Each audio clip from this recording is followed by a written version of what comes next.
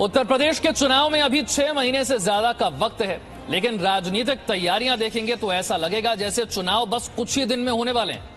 BJP पिछले 1 महीने से लगातार मीटिंग्स पर मीटिंग्स कर रही है, तो समाजवादी पार्टी छोटे दलों के साथ अपने गठबंधन को अंतिम रूप देने में लगी हुई है। बीजेपी के बड़े बड़े नेता छोटे दलों के नेताओं को रिझाने में लगे हैं। ऐसे में सवाल यह है कि क्या इस बार यूपी में चुनाव में छोटे दल बड़ा रोल अदा करने वाले हैं। देखिए विशाल पांडे की एक्सक्लूसिव रिपोर्ट। मैं आदित्यनाथ योगी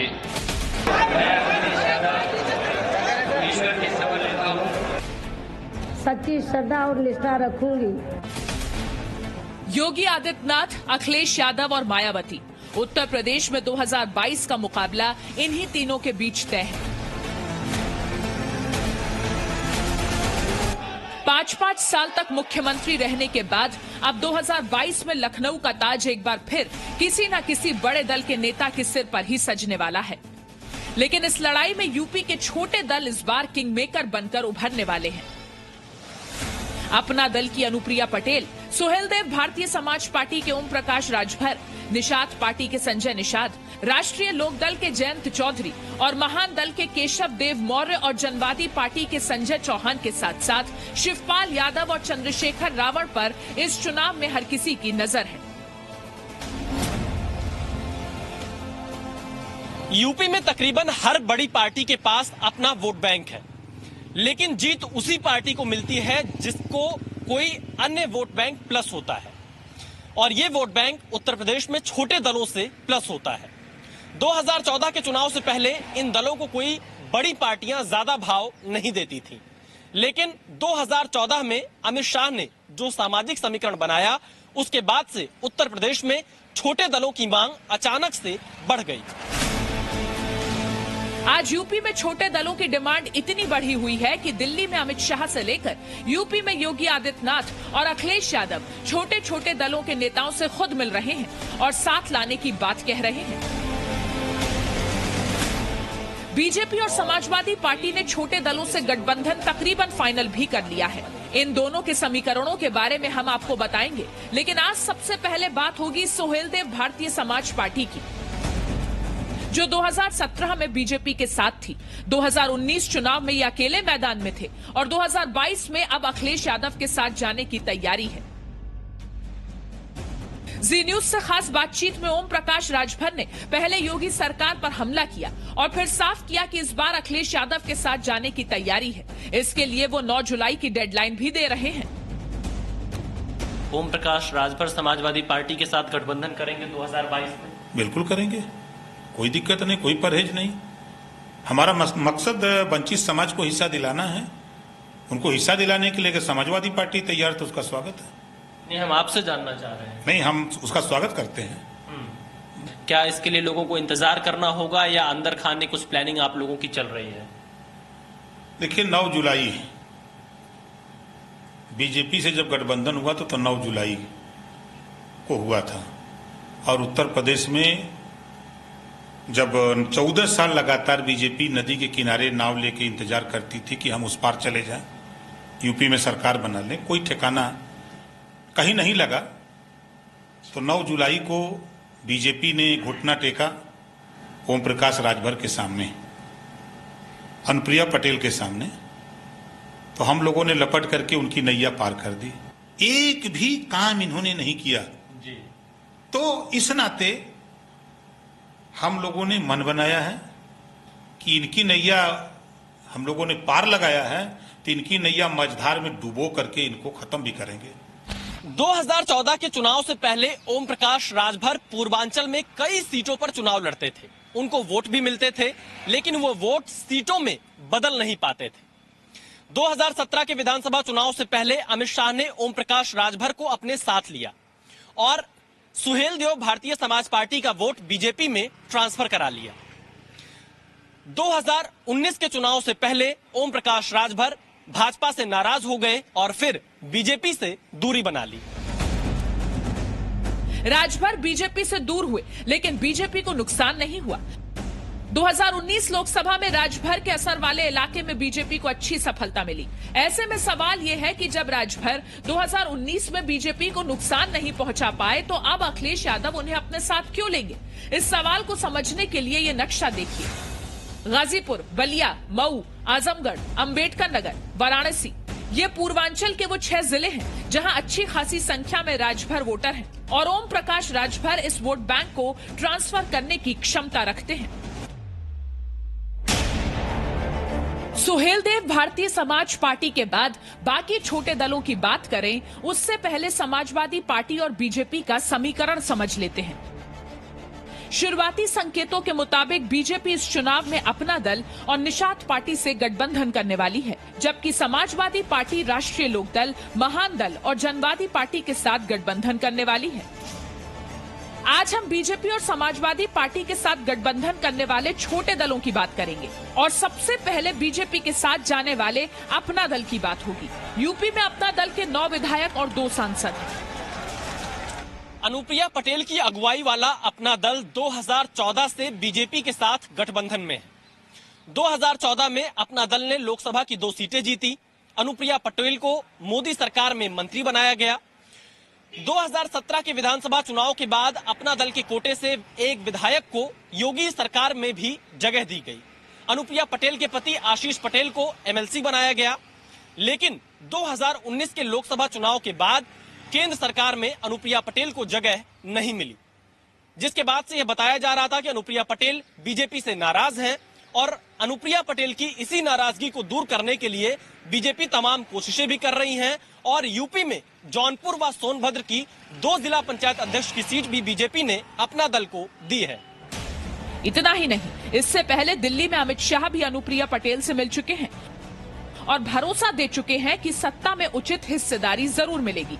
अब सवाल ये है कि अपना दल बीजेपी के लिए जरूरी क्यों है? इसे समझने के लिए ये नक्शा देखिए। मिर्जापुर, वाराणसी, सोनभद्र, प्रयागराज, अंबेडकर नगर, बांदा, चित्रकूट, प्रतापगढ़, श्रावस्ती, सिद्धार्थनगर, इन जिलों में अपना दल का अच्छा खासा असर है। यूपी में 5% कुर्मी वोटर हैं। अनुप्रिया पटेल के जरिए बीजेपी इन वोटों को अपने साथ रखना चाहती है। अपना दल के बाद अब बात निषाद पार्टी की। अब ये तस्वीर देख रहे हैं, ये दिल्ली की है, जहां अमित शाह निषाद पार्टी के संजय निषाद और प्रवीण निषाद से मिल रहे हैं। दूसरी तस्वीर लखनऊ की है, यहाँ संजय निषाद योगी आदित्यनाथ से मिल रहे हैं। राजनीतिक समझौते के लिए संजय निषाद केशव प्रसाद मौर्य से भी मिल चुके हैं। ऐसे में इन तस्वीरों से आप निषाद पार्टी की अहमियत समझ सकते हैं। इस अहमियत का अंदाजा संजय निषाद को भी है, शायद इसलिए वो अपने लिए उप मुख्यमंत्री का पद मांग चुके हैं। हमारे लोगों ने कहा, सलाह दिया कि झुआ भर वोट है, उस पे पौआ का ले भी पहले लगा था निषादों पर, अब पार्टी का ले भी लग गया है। पौआ भर वोट पावर में आए हाथी, आज देखो उनका सारा संविधान मिल गया, तो झुआ भर वोट वाले भी पावर में जाएंगे, जब उनका मुख्यमंत्री होगा हो जाएगा। तो अभी भारतीय जनता पार्टी के साथ हैं, तो उनका कहना था समाज का कि भाई कम संख्या वालों को मुख्यमंत्री, उप मुख्यमंत्री का चेहरा बनाए। 2022 में जीत आसान करना चाहते हैं तो डॉक्टर संजय का चेहरा परोस दीजिए, तो आसानी से वोट मिल जाएगा। अब ये समझिए संजय निषाद की इस मांग के पीछे की वजह क्या है। वजह है ये नक्शा, जिसमें गोरखपुर, संत कबीर नगर, भदोई, जौनपुर, अंबेडकर नगर, प्रयागराज और बस्ती में निषादों की बड़ी संख्या का दावा है। पूर्वांचल में निषाद 4% है। इनके जरिए बीजेपी इस 4% वोट पर अपना कब्जा चाहती है। 2019 के लोकसभा चुनाव से निषाद पार्टी भारतीय जनता पार्टी के साथ उत्तर प्रदेश में गठबंधन में है। संजय निषाद अपने लिए राज्यसभा की सीट मांग रहे हैं और केंद्र सरकार में अपने बेटे प्रवीण निषाद को मंत्री बनवाना चाहते हैं। बीजेपी अगर इनकी मांगे मान ले तो पूर्वांचल के निषाद बाहुल्य सीटों पर बीजेपी को फायदा हो सकता है, लेकिन संजय निषाद की मांगे भी दिन ब दिन बढ़ती जा रही है।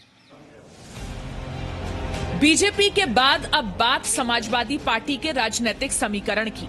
2017 में कांग्रेस और 2019 में बीएसपी गठबंधन से सबक लेने के बाद इस बार अखिलेश यादव छोटे दलों के साथ गठबंधन करने वाले हैं। इसके लिए अखिलेश के एक पुराने पार्टनर जयंत चौधरी तो साथ होंगे, 2 नए सहयोगी भी उनके साथ जुड़ने वाले हैं।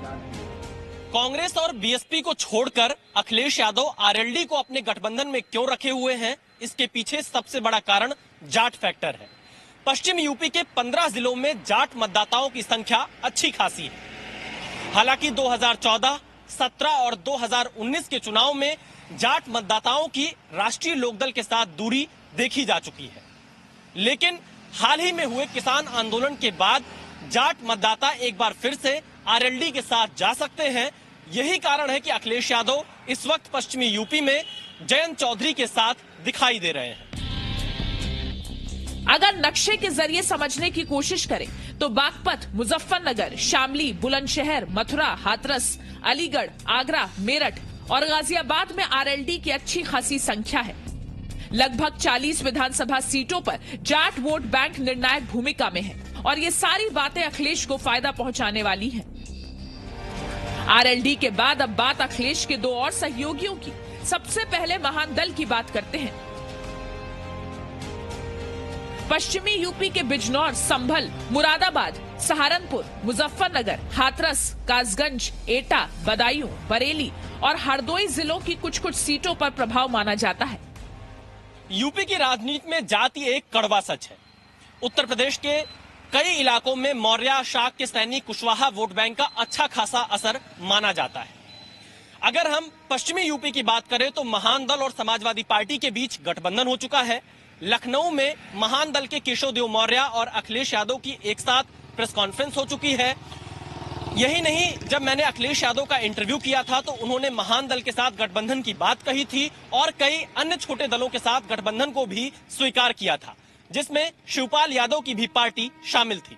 उनका एक दल है, उनके दल के तमाम बड़ी संख्या में नेता भी हो सकते हैं। जहां तक पार्टी के उनके सवाल है, जसवंत नगर से कोई भी सीट नहीं लड़ेगा समाजवादी पार्टी का, वो सीट उनके लिए छोड़ दी गई है। एक सीट छोड़ देंगे और आने वाले समय में कोई रास्ता निकाला जाएगा जो राजनीतिक परिस्थितियों में बनेगा। अगर कहीं कोई जीत सकता है तो उसमें विचार किया जाएगा। अखिलेश यादव के इस न्योते पर शिवपाल यादव भी तैयार दिखे थे। उन्होंने कहा था कि अगर गठबंधन पर बात होगी तो योगी को हराने के लिए वो तैयार हैं। शिवपाल जी, लेकिन समाजवादी पार्टी के साथ आपका गठबंधन होगा या नहीं होगा, लोग ये जानना चाह रहे हैं इस वक्त। जब समाजवादी पार्टी के लोग बात करेंगे हम बात उनसे कर लेंगे। मतलब बातचीत के लिए तैयार है? हाँ, बातचीत के लिए तैयार।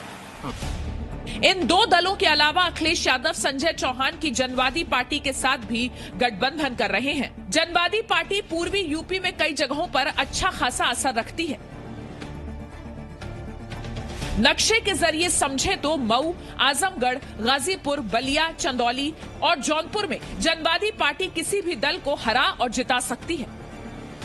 फिलहाल यूपी में इन्हीं दोनों पार्टियों के गठबंधन की तस्वीर साफ हुई है, लेकिन कुछ नए चेहरे भी हैं जो बड़े दलों के बीच अपना असर दिखाना चाहते हैं।